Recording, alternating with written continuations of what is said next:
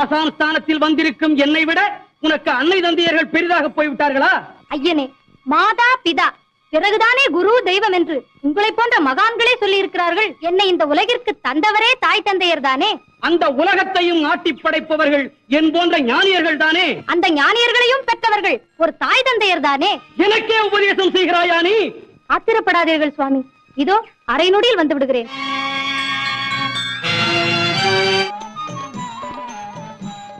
என்னை பெற்ற தெய்வங்களுக்கு என் அன்பு வணக்கம். செல்வா, வெளியே யாருடன் பேசிக் கொண்டிருந்தாய்? அகத்திய முனிவர் நம் ஆசிரமத்தை நாடி வந்திருக்கிறாரப்பா.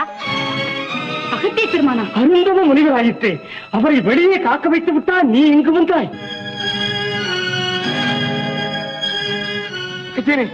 திருவிள்ளைத்தனமாக எங்கள் செல்வன் செய்த தவறை மன்னித்து விடுங்கள். உங்கள் செல்வன் அறியாத பிள்ளையே அல்ல.